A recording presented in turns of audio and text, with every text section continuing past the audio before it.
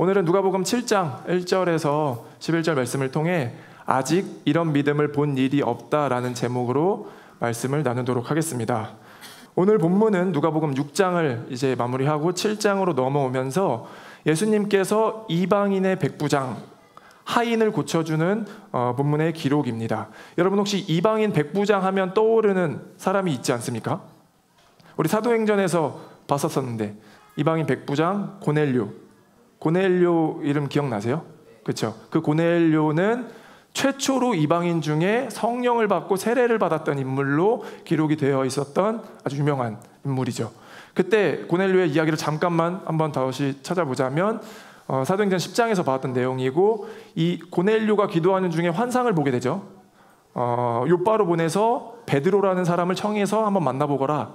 동시에 그 시간대에 베드로도 마찬가지로 기도하는 중에 환상을 보고 어떤 사건이 벌어졌잖아요. 지붕에 올라가서 기도하는데 보자기에 쌓여진 음식들을 보면서 먹어라, 잡아먹어도 된다, 부정한 것이 아니니 내가 괜찮다라고 했었던 그 사건이 같이 동시에 이뤄지면서 베드로와 고넬료가 만나게 되죠. 그러면서 하나님의 말씀을 증거하게 되고, 고넬료는 이방인임에도 불구하고 성령을 받고 세례를 받은 최초의 인물이 되면서 베드로의 회심이 일어나죠. 이 사건은 이방인의 회심이면서 동시에 베드로의 회심입니다. 왜냐하면 베드로는 여전히 그때까지 율법에 묶여 있으면서 이 복음은 선택받은 우리 민족에게만 가능한 일이야 라고 주장했었던 한 사람이었잖아요. 그렇죠? 그래서 이방인에게는 복음이 갈 수 없어라고 믿어왔었는데, 이 사건을 통해서 이방인 고넬료가 복음을 듣고 세례를 듣고 회심하고 성령을 얻게 되는, 성령 충만해지는 모습을 보면서 자신의 생각이 다 깨어져 버리는 일이 발생한 거죠. 베드로의 회심 사건이었던 거예요. 이방인 백부장 하면 우리가 자연스럽게 떠올려지는 인물 중에 하나가 고넬료인데, 오늘도 마찬가지로 이방인의 이야기가 기록이 되어 있죠. 오늘 누가복음 복음서를 통해서 마찬가지로 이방인에게 복음이 흘러가는 내용들을 누가가 기록하고 싶었던 거예요. 누가의 관점은 누가복음을 통해서 이 복음이 유대인들뿐만 아니라 온 열방 가운데 증거되어진다는 사실을 보여주고 싶었던 목적이 있었습니다. 그래서 그 복음이 어떻게 펼쳐지는지가 사도행전에서 나타난 거고, 그러니까 우리는 자연스럽게 이 이방인 백부장의 이야기를 보면서 사도행전의 이야기를 연상하게 될 수 있는 것이고, 우리가 순서적으로 사도행전을 먼저 봤기 때문에 그 순서지만 나중에 봤다라고 친다면 우리가 복음서를 공부하다가 이방인 백부장에게 복음이 흘러갔던 모습을 기억하고서 나중에 사도행전을 다시 봤을 때 그때 그 이야기가 이거 아닌가라는 연결을 해볼 수 있게 된다는 거예요. 그러니까 누가는 늘 이방인의 복음이 어떻게 흘러가고 가난한 자, 억압받은 자, 소외된 자들의 희망과 소망, 구원의 이야기를 다루고 싶었던 게 누가복음의 초점이었던 거죠. 오늘은 그 이방인 백부장에게 어떻게 복음과 은혜가 흘러갔는지를 보면서 두 가지의 주제를 한번 살펴보고 싶은데, 뭐냐면 오늘 본문을 통해서 이방인 백부장이 어떻게 삶을 살고 있는지의 그의 태도, 그의 모습과 두 번째 그가 소유한 믿음에 대해서 한번 알아보려고 합니다.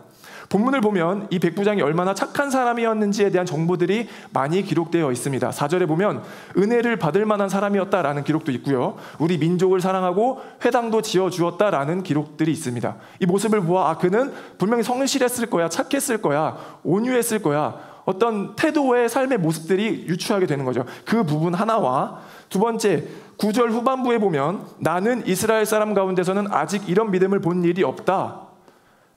그렇죠? 아주 보기 드문 기록이거든요. 예수님께서 직접 표현하시길 이스라엘 전체를 통틀어서 이런 믿음을 본 일이 내가 없어라는 평가를 하고 계시다는 거예요. 여러분들 주님께 이런 평가 한번 들어보고 싶지 않으십니까? 않으신가요? 하물며, 그렇죠? 하물며 야 시심해서 얘가 믿음은 진짜 얘만한 애가 없어라고 해도 기분이 얼마나 좋은데, 이스라엘 통틀어서 이만한 믿음을 본 자가 없어 내가 이 믿음이 위대한 믿음이야 라는 고백을 보면 우리에게 자연스럽게 떠오르는 질문 한 가지가 뭐예요? 그 믿음이 무엇이길래, 어떤 믿음을 소유했길래 예수님께서 그런 평가를 하셨을까? 두 가지를 보는 거예요. 그렇죠? 그의 삶의 어떤 태도, 자세들, 그리고 한 가지는 그가 소유했던 어떤 믿음. 먼저 1, 2절을 함께 보도록 하겠습니다. 1절, 예수께서 자기의 모든 말씀을 백성들에게 들려주신 뒤에 가버나움으로 가셨다. 어떤 백부장의 종이 병들어 거의 죽게 되었는데 그는 주인에게 소중한 종이었다. 당시의 문화적인 상황과 정치적 배경을 고려하자면 이 문장은 매우 어색한 문장입니다. 늘 제가 반복적으로 이야기했지만 그때 당시에 어떤 문화들, 관습을 본다면 그는 주인에게 소중한 종이었다라는 말이 매우 모순적으로 표현되어 있는 느낌이 든다는 거죠. 당시의 종이라고 하는 노예, 종이라는 인물은 오늘날의 애완견보다도 못한 취급을 받던 시대입니다. 동물도 아니고 사람인데도 불구하고, 종인데 사람인데도 불구하고 오늘날의 동물과 짐승보다도 훨씬 못한 취급을 받았던 시대가 그때 시대라는 거예요. 왜요? 이유가 없습니다. 그때는 그런 시대였어요. 예를 들어 볼까요? 이 종을, 노예를 내가 밥을 먹이고 재우는 이유가 뭐예요? 이가 나를 대신해서 일을 하기 때문이에요. 내가 할 불편한 귀찮은 일들을 이가 대신해 주기 때문에 내가 먹여주기도 하고 재워주기도 한다라는 거죠. 그런 시대였습니다. 그런데 그가 아파서 일을 못하게 되면 어떻게 되겠습니까? 나는 이 생산력을 산 것인데 이가 일을 못하면, 생산을 해내지 못하면 그냥 먹이지도 재우지도 않았던 시대라고요. 그냥 버리면 되거나 팔면 되죠. 왜요? 내 돈이 들어가잖아, 먹여주고 재워주려면. 그때는 어떤 생명의 윤리, 인간의 존엄, 이런 시대가 아니기 때문에 그냥 종은 오늘날의 애완견보다도 더 못한 취급을 받았던 시대라는 거죠. 그런 문화적 상황을 고려했을 때 주인에게 소중한 종이었다? 뭔가 모순적인 말처럼 들릴 수 있겠는 거예요. 100년 전만 생각해 보십시오. 독일의 나치가 유대인들을 얼마나 많이 학살했습니까? 왜 그랬어요? 그때는 그냥 그게 가능한 시대였다라는 거예요. 본인들에게 불필요한 권력을 소유하기 위해서 방해가 되는 불필요한 요소들은 다 그냥 죽이고 제거해도 되는 시대였기 때문에, 하물며 100년 전에도 그런 시대였는데 2000년 전에 로마인입니다. 백부장이라고요. 어쩌면 누가는 백부장, 이름을 쓰지 않고 백부장이라는 직업을 걸었던 이유는 그의 권력을 상징적으로 보여주고 싶었을지도 모르겠어요. 그런 그가 아무런 존재의 가치가 없는 종을 소중한 종이었다라고 기록되어 있는 걸 보면 매우 모순적이죠. 합리적이지 않게 들리는 것이 이 말씀이다라는 거예요.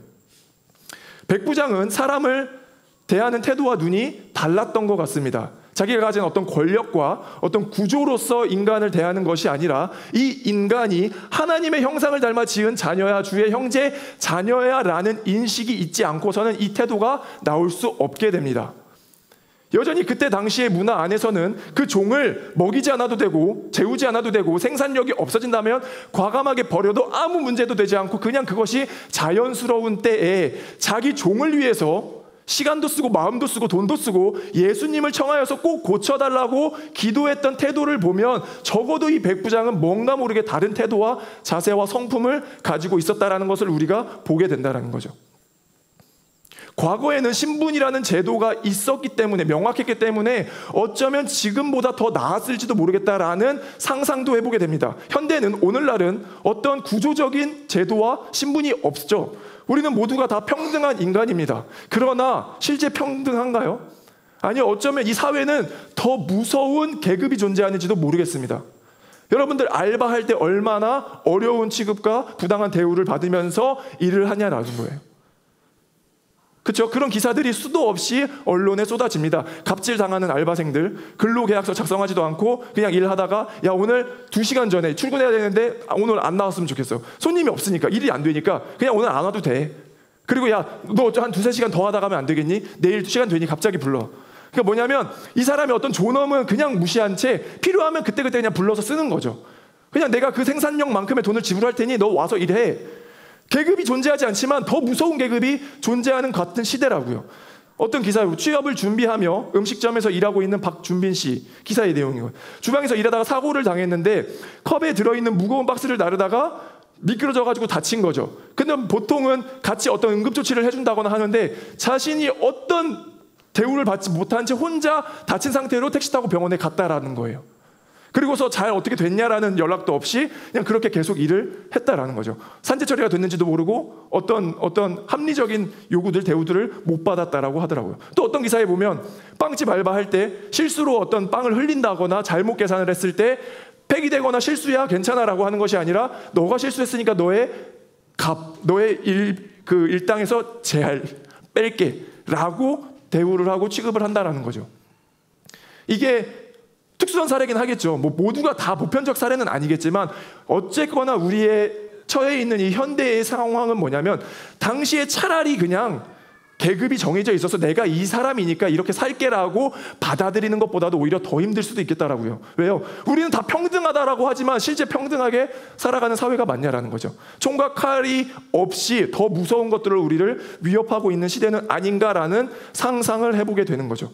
그런데 그 문화 속에서 이 백부장의 성품을 보게 되는 거예요.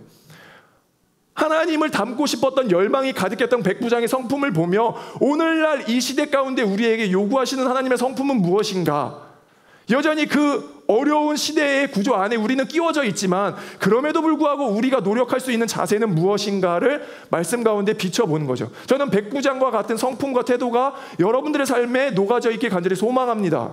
아멘. 백부장으로 살아가는 여러분들의 삶을 통해서 이 사회에 조금이라도 회복이 나타나고 소망과 은혜가 있길 간절히 바라는 거죠.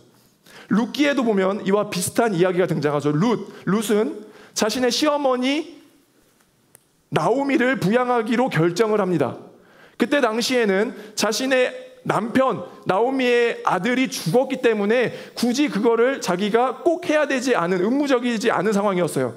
그런데 시어머니가 나오미가 이제 너네 젊기도 하고 나는 나이가 늙었으니 혼자 살 테니까 가도 돼 라고 하지만, 아니요, 어머니가 믿는 하나님을 내가 믿겠습니다라고 결정하면서 부양하기로 결정한다라고요. 이미 그것도 은혜이지만, 그래서 어떻게 살아가요? 밀 이삭을 길거리에 떨어진 걸 주우면서 먹어가면서 살아가는 거예요. 그럴 때 그 동네에 유지였던, 밭을 운영하고 소유하고 있었던 보아스가 그 룻을 보게 되죠. 그럼 보아스는 이 여자가 매우 불편할 수 있어요. 왜냐하면 모압 이방 여인이라고 불렸던 그 여자는 그에게 아무런 가치가 있는 존재가 아니라고요. 그렇지 않습니까? 이를 도와줘야 될 의무도 없고, 도와주면 귀찮기만 하고, 또 더 달라고 하면 어떡하지? 빌붙으면 어떡하지?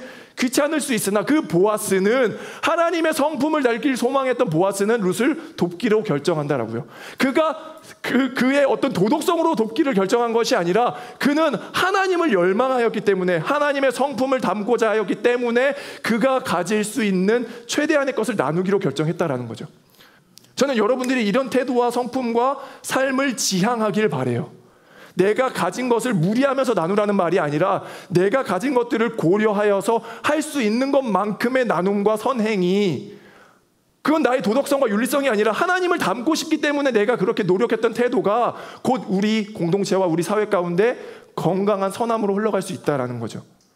이 시대에는 이런 태도가 무척 필요한 시대인 것 같습니다. 로마서 8장 19절, 피조물이 고대하는 바 하나님의 아들들이 나타나는 것이니 궁극적으로 예수 그리스도가 다시 오실 때 우리는 영광에 이르게 됩니다. 영원한 하나님 나라의 안식을 취하게 될 텐데, 하나님의 아들을 기다리고 있다는 것이 아니라, 단수 예수 그리스도가 아니라 아들들, 복수로 표현했어요. 뭐예요? 신적 아들들.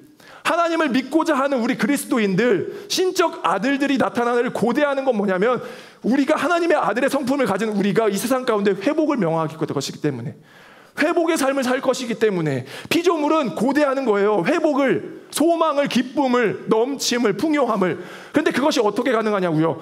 궁극적으로는 하나님의 아들 예수 그리스도가 다시 오실 때 완성되겠지만, 아들들이라고 표현했던 것은 신적 아들들인 우리가 그 회복을 감당하길 원한다는 거예요. 믿으시기 바랍니다. 저는 그런 존재가 되어지길 소망해요. 우리 사람들 만나보면 어떤 누군가를 특정인을 만났을 때 그런 느낌 있지 않나요? 그 사람이랑 뭔가를 같이 할 때 그냥 늘 기쁘고 소망이고 다 잘 될 것 같고 감사하고, 그는 어떤 능력이 특출나서는 아닌 것 같아요. 그가 삶을 살아가는 태도와 자세인 거죠. 하나님의 아들로서, 주의 자녀로서 내가 어떻게 건강하게 살 것인가를 매일 성찰하며 고민하며 더 은혜롭게 진취적으로 감사함으로 살려고 하는 그를 만나면, 그가 그런 고백을 하지 않아도 우리는 느끼게 된다라고요. 그런 사람과 함께하고 싶죠. 백부장이 그런 인물인 것 같아요. 저는 여러분들이 다 그런 은혜를 누릴 수 있길 간절히 축복합니다. 소망합니다. 백부장의 어떤 성품을 우리가 닮아볼 수 있게 되는 거예요.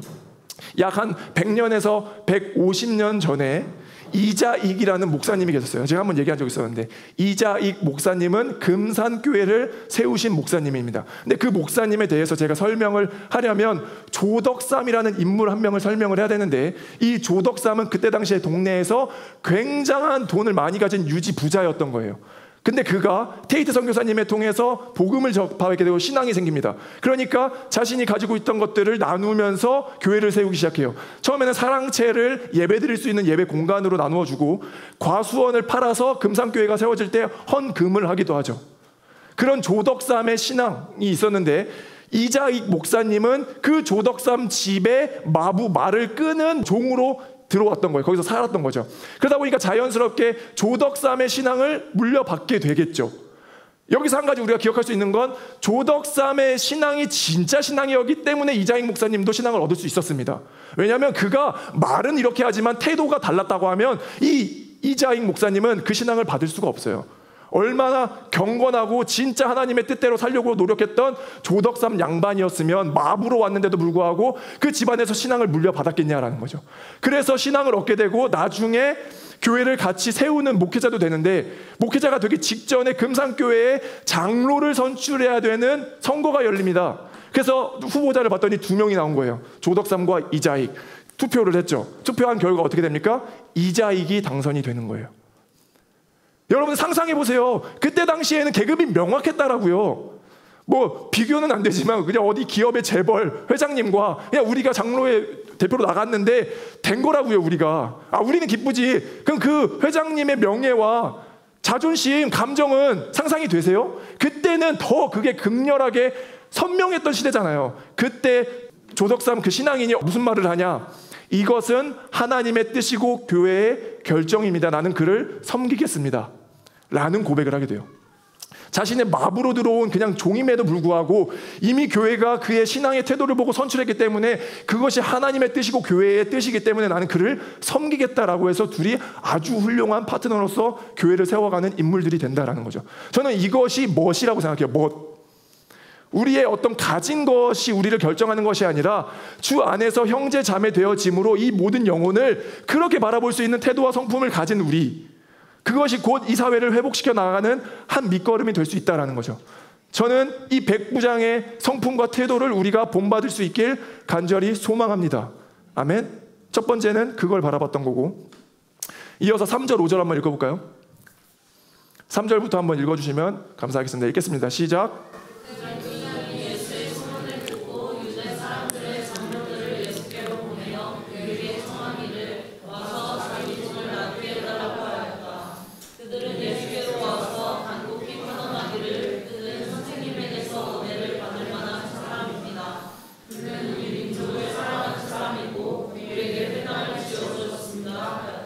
아멘.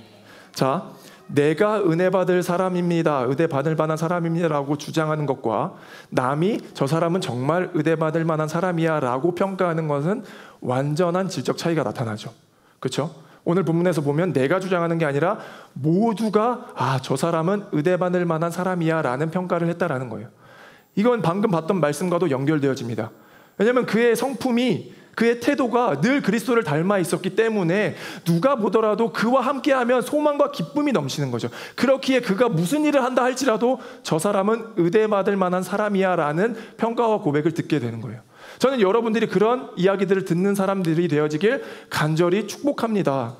아멘.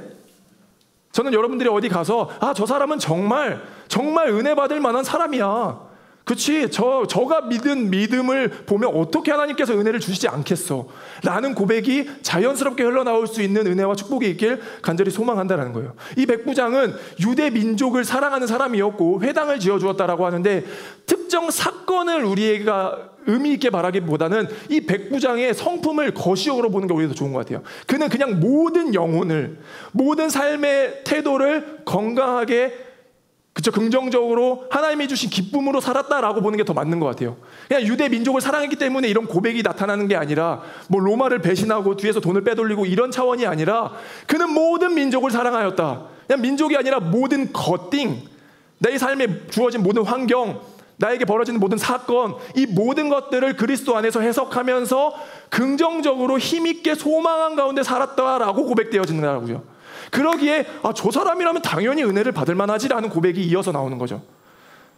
저는 그런 사람들이 되어지길 소망해요. 우리 삶에 어떤 어려움과 문제가 있지만 그럼에도 불구하고 먼저 우리를 견인해 오시는 은혜를 발견할 때 이런 고백들이 나올 수 있는 줄 믿습니다.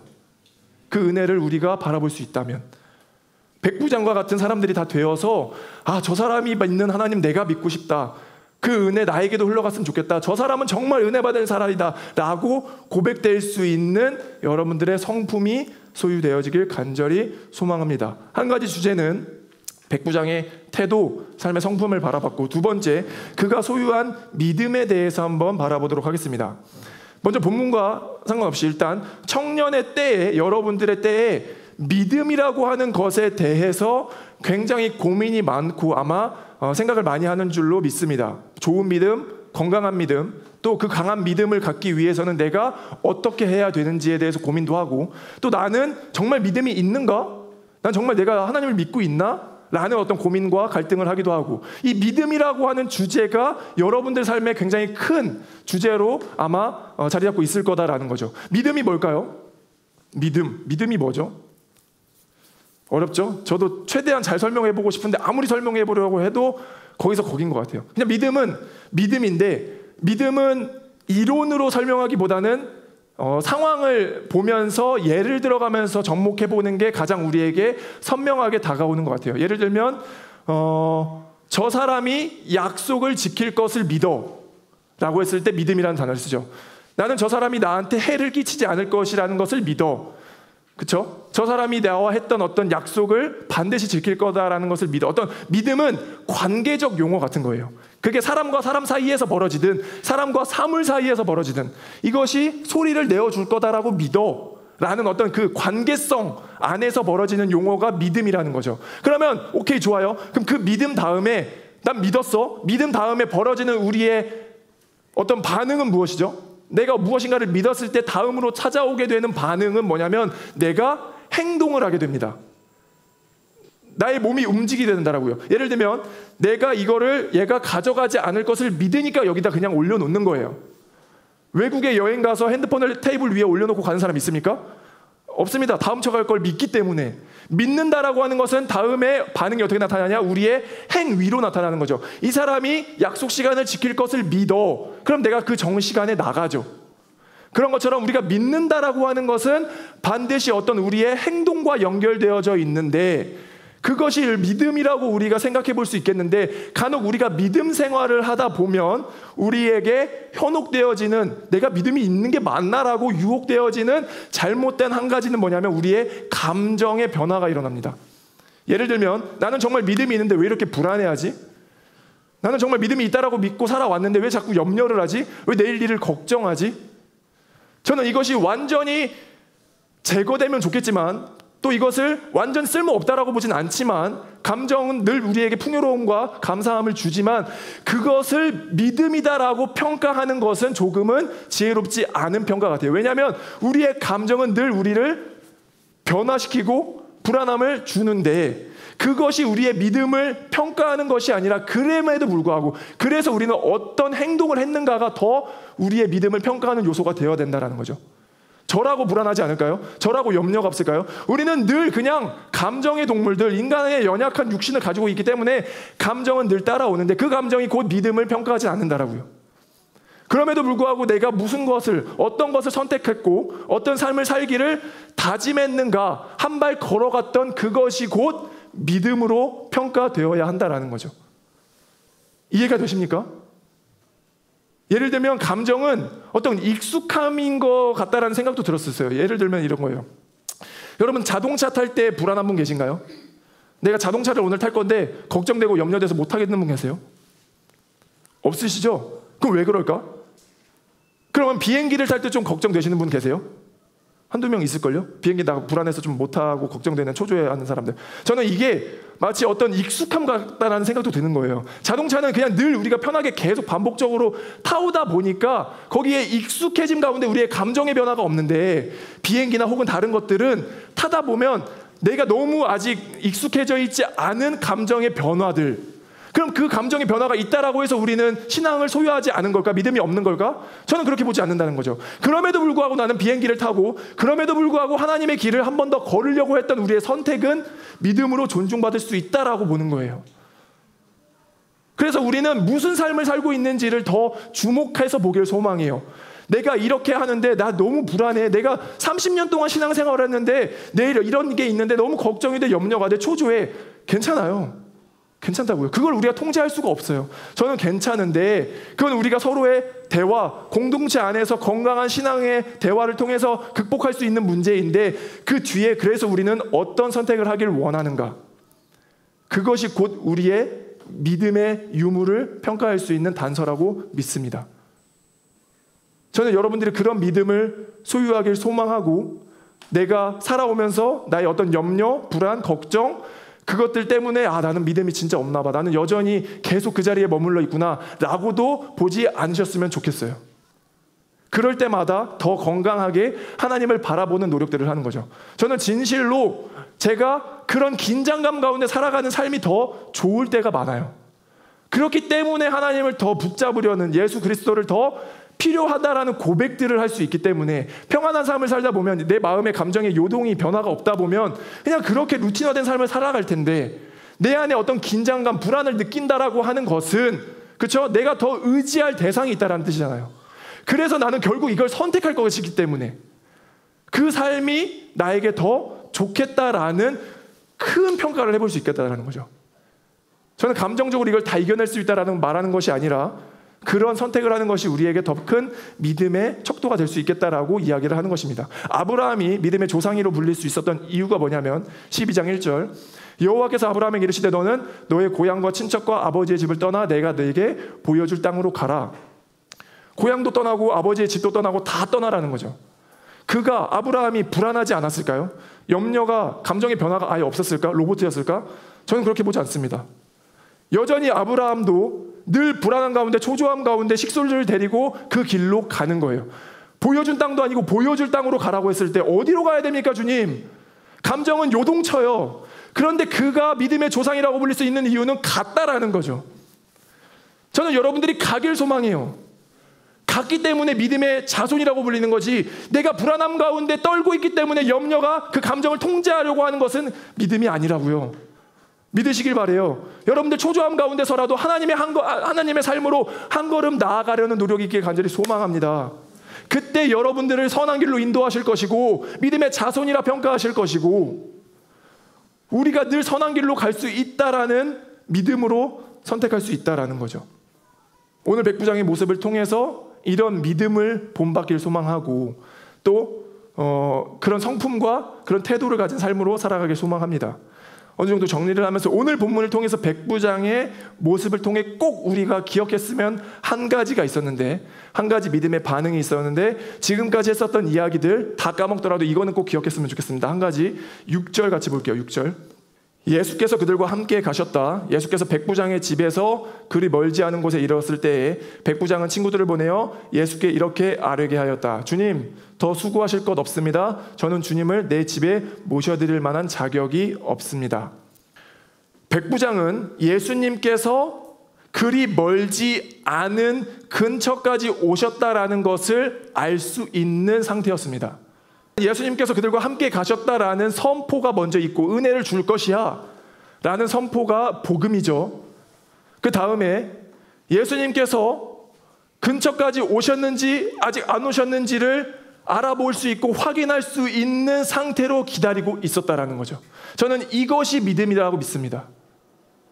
예수님께서는 우리에게 반드시 은혜를 주실 것이다라는 선포가 있었는데, 그거를 믿고, 그러면 언제 오시지? 오늘 오시나 내일 오시나? 다음 주에 또 오시겠지? 그런 자세로 기다리는 것이 아니라 백부장은 간절한 거예요.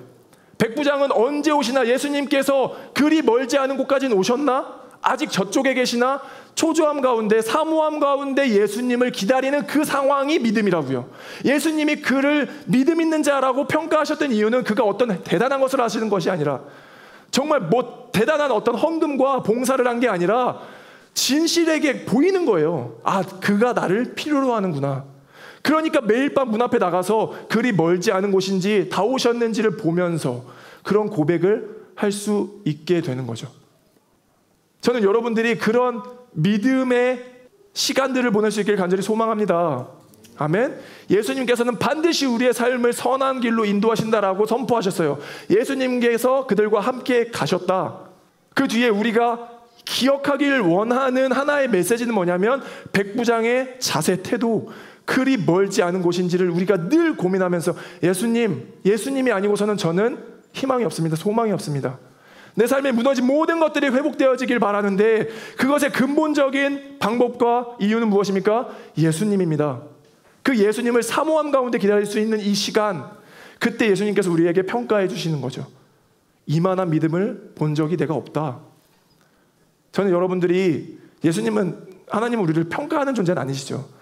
평가에 너무 이렇게 부정적인 감정을 느끼지 마시고 그런 우리의 이야기를 들을 수 있으면 좋겠는 거예요. 그런 태도가 우리가 먼저 되었으면 좋겠다라는 거죠. 정말 예수님을 기다리는 마음으로, 은혜를 사모하는 마음으로 나아오는 것. 저는 이 말씀을 동시에 예배에도 적용을 해보게 됩니다. 예배.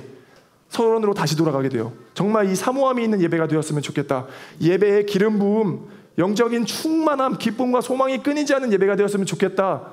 그렇죠? 그건 가능해요. 왜요? 이미 예수님께서 그들과 함께 우리에게 오실 것이기 때문에.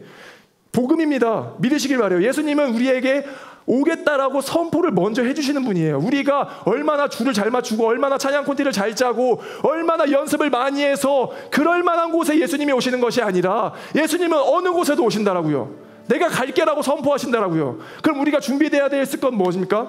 그 은혜를 마음껏 누리기 위한 우리의 마음의 태도, 자세. 주님 오시옵소서. 주님이 필요합니다.